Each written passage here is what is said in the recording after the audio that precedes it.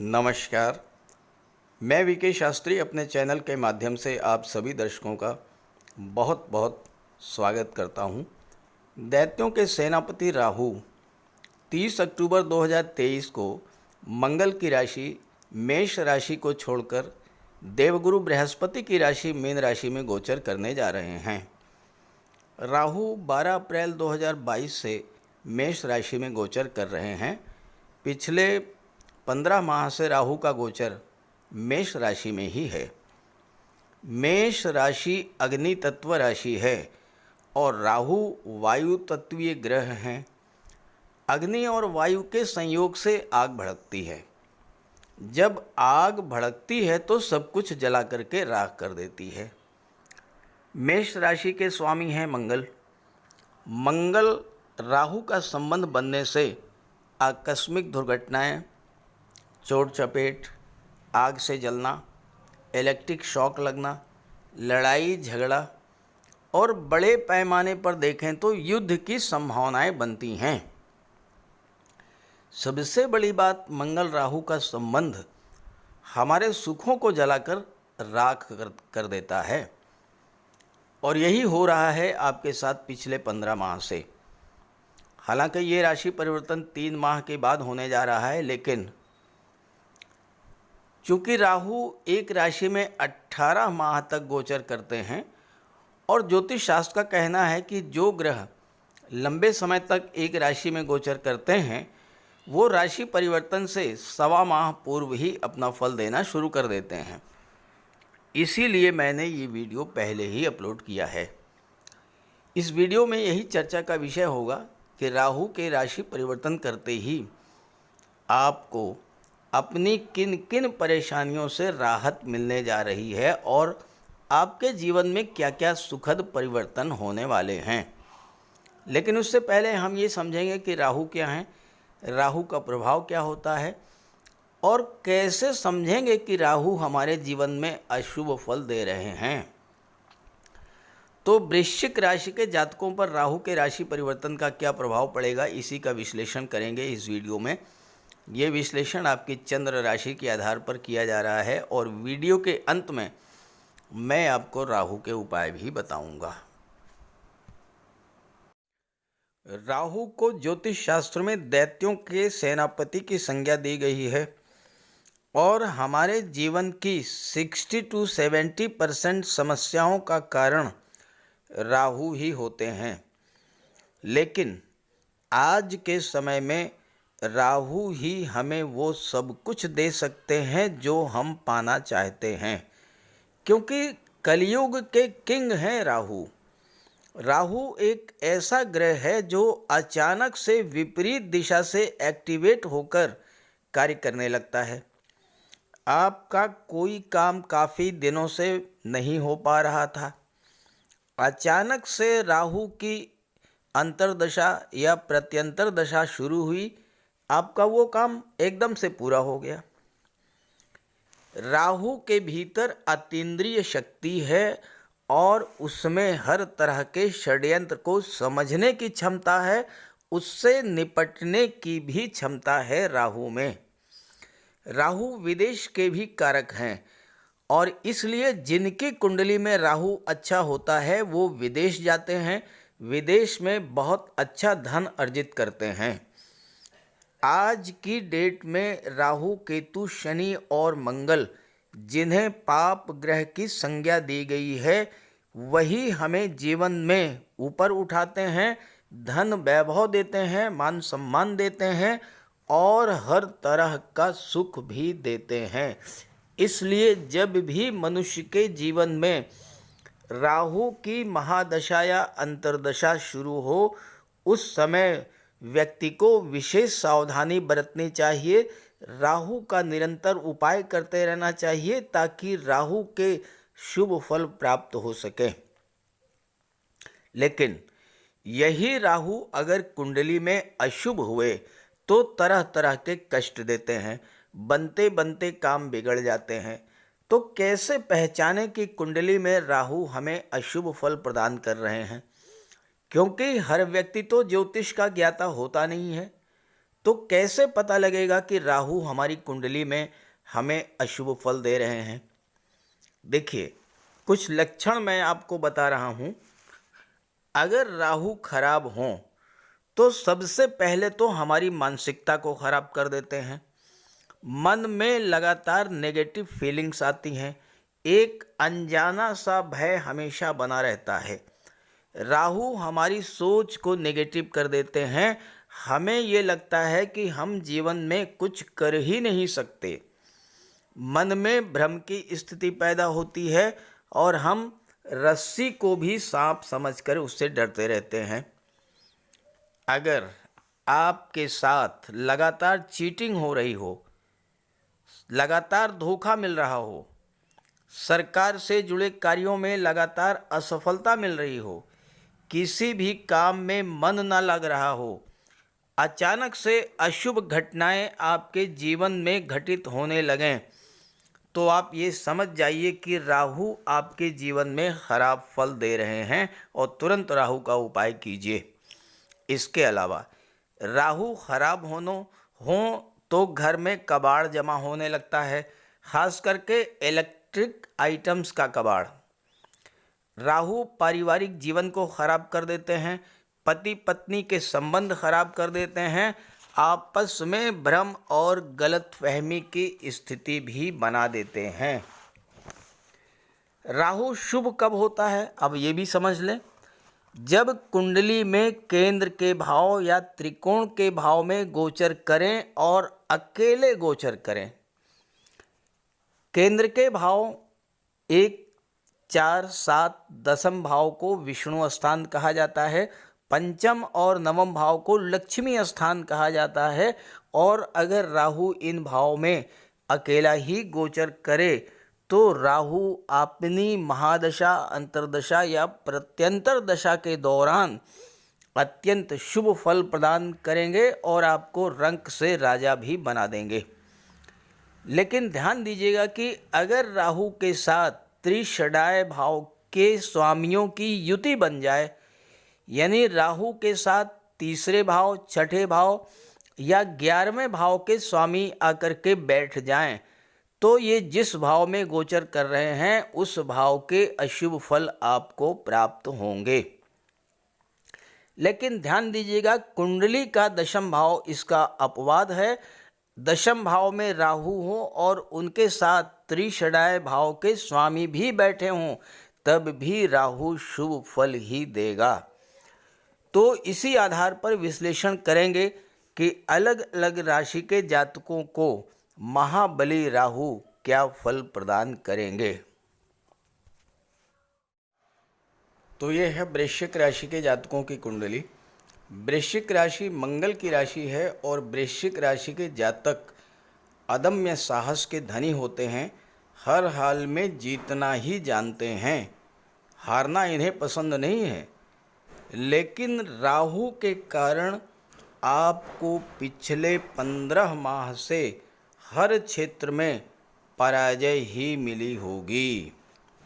वृश्चिक राशि के जातक जीवन में हर समस्या का समाधान बड़े साहस और जीवट से करते हैं, लेकिन राहु के गोचर ने वृश्चिक राशि के जातकों को हताशा और निराशा ही दिया होगा। राहु का गोचर पिछले 15 माह से आपके कुंडली के छठे भाव में था और राहु की पंचम दृष्टि दशम भाव पर थी। छठा भाव नौकरी का होता है, दशम भाव आपके कैरियर का होता है, आपके प्रोफेशन का होता है, और राहु ने छठे भाव और दशम भाव दोनों को ही चौपट कर दिया।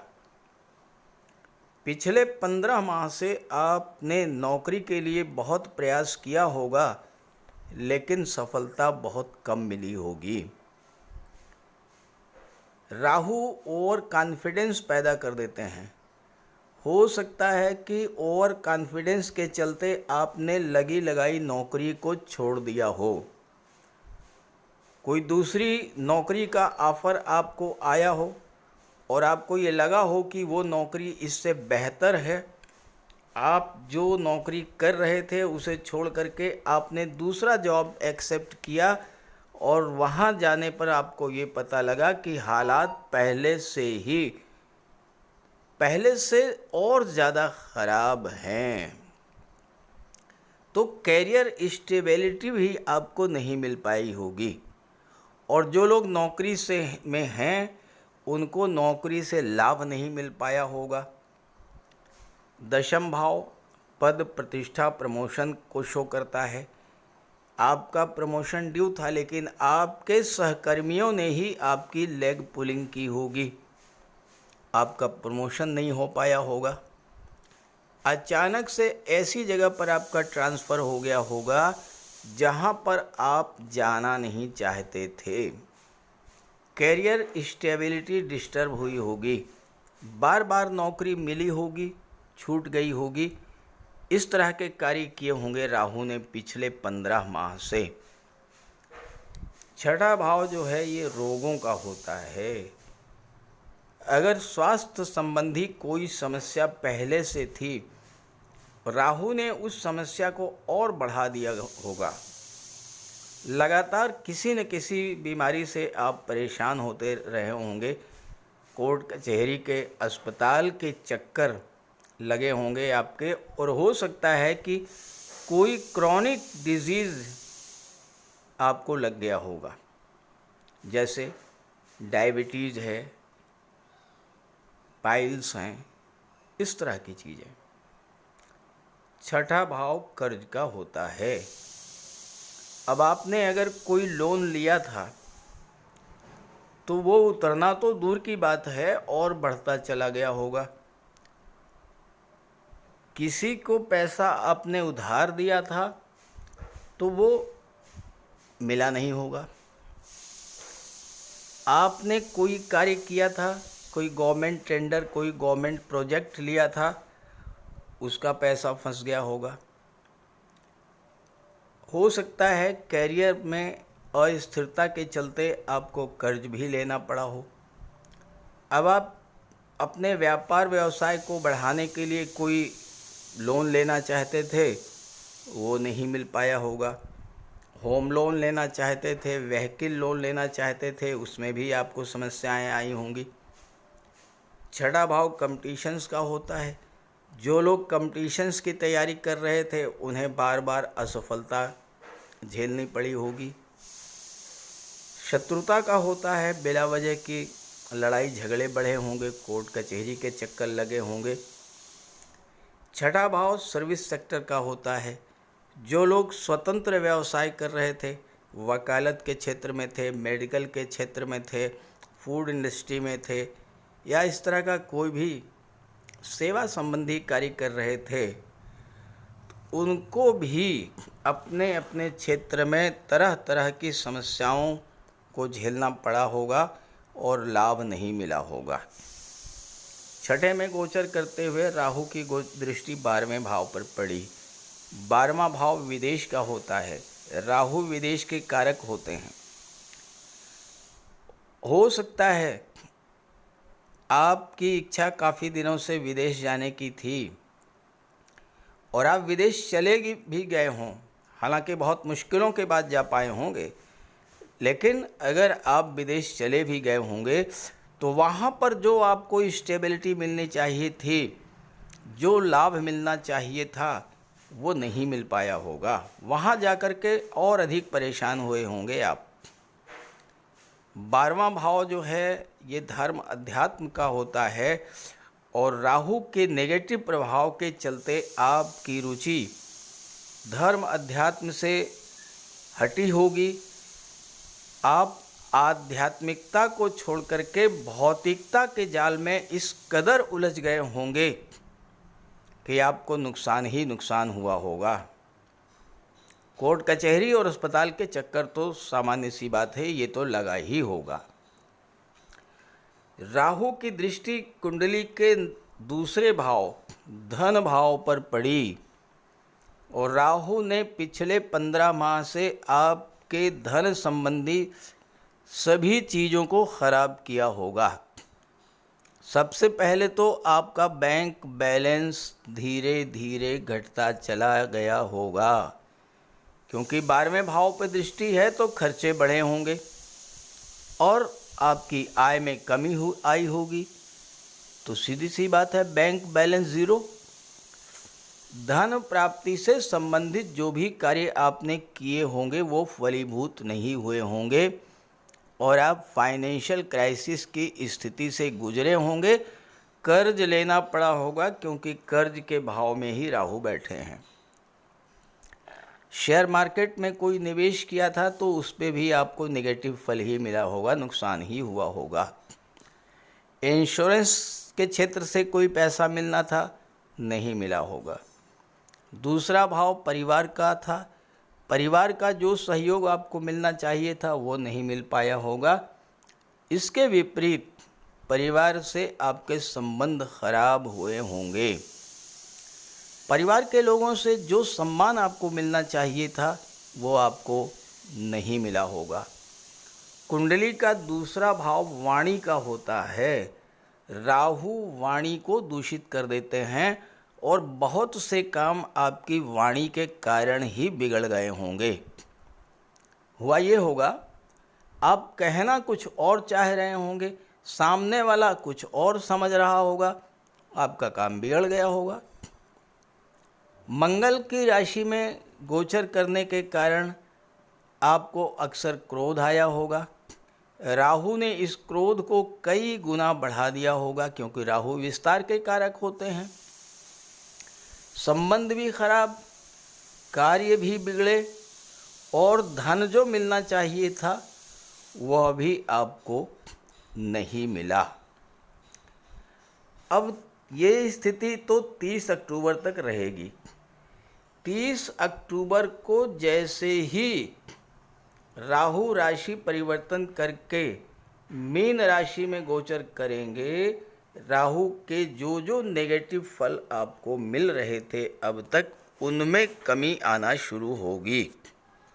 हालांकि एकदम से कोई कमी देखने को नहीं मिलेगी, समय लगेगा, लेकिन धीरे धीरे जो है सुधार होने लगेगा। अब सबसे पहले तो ये है कि आपके स्वास्थ्य संबंधी समस्याओं से आपको राहत मिलने लगेगी। कर्ज कोई था तो अब उसको उतारने के रास्ते खुलेंगे, क्योंकि धन प्राप्ति के मार्ग जब खुलेंगे तो कर्ज आपका उतरेगा। कोर्ट कचहरी का कोई समस्या था, कोई मैटर चल रहा था, तो उसमें भी सुलह समझौते के आधार पर आपको मुक्ति मिल सकती है, या फिर कोई फैसला आपके पक्ष में आ सकता है। नौकरी के लिए प्रयासरत थे, कैरियर में अब आपको स्टेबिलिटी देखने को मिलेगी। जो लोग लेग पुलिंग कर रहे थे उनको अपनी गलती का एहसास होगा, वो आपके पक्ष में आएंगे, वो आपको सपोर्ट करने लगेंगे और आपको प्रमोशन मिल जाएगा। ट्रांसफ़र मनचाही जगह पर नहीं हो पाया था, इधर उधर आपको भेज दिया गया था, हो सकता है कि वो ट्रांसफ़र कैंसिल हो जाए या फिर आप अपनी मनचाही जगह पर चले जाएं। कैरियर में स्टेबिलिटी देखने को मिलेगी। विदेश गए थे, वहाँ भी स्थितियाँ अब धीरे धीरे आपके अनुकूल होने लगेंगी। विदेशी व्यापार कर रहे थे तो उससे लाभ मिलेगा। विदेश में नौकरी की तलाश में गए थे तो अब आपको वहाँ से नौकरी मिल जाएगी। इसके अलावा धन भाव को राहु ने खराब किया था, तो अब धन संबंधी लाभ आपको मिलने लगेंगे। और ये होगा क्यों? ये इसलिए होगा कि राहु यहाँ से हट गए। अब यहाँ पर अप्रैल 2024 तक देवगुरु बृहस्पति गोचर करेंगे अकेले, और गुरु जब अकेले गोचर करेंगे, गुरु धन के कारक होते हैं, परिवार के कारक होते हैं, संतान के कारक होते हैं, विवाह के कारक होते हैं। दूसरे भाव पर जब दृष्टि डालेंगे तो धन संबंधी समस्याओं से राहत मिलेगी। धीरे धीरे आपका बैंक बैलेंस बढ़ना शुरू होगा। परिवार के लोगों से जो संबंध खराब हुए थे उन संबंधों में भी सुधार आएगा, क्योंकि गुरु आपके ज्ञान बुद्धि विवेक को जागृत कर देंगे। तो आप इस बात को समझ पाएंगे कि कमी कहाँ पर थी, क्रोध पर नियंत्रण कर पाएंगे आप। वाणी भी आपकी सुधार आएगा उसमें, और इस तरह से आपके जीवन में पिछले 15 माह से जो समस्याएं चल रही थीं, 30 अक्टूबर के बाद धीरे धीरे उसमें सुधार होना शुरू में हो जाएगा। तो ये तो चर्चा मैंने की थी 30 अक्टूबर को राहु के राशि परिवर्तन करते ही क्या क्या सकारात्मक परिवर्तन आपके जीवन में आने वाले हैं। हालांकि एकदम से कोई परिवर्तन नहीं आएगा। राहु एक राशि में 18 माह तक गोचर करते हैं, तो स्वाभाविक है कि फल भी धीरे धीरे ही मिलेगा, समय लगेगा, लेकिन बदलाव आएगा। अब राहु के मीन राशि में गोचर का क्या प्रभाव अगले 18 माह में होगा, इस पर इस वीडियो में चर्चा नहीं की जा सकती है, क्योंकि वीडियो बहुत बड़ा हो जाएगा।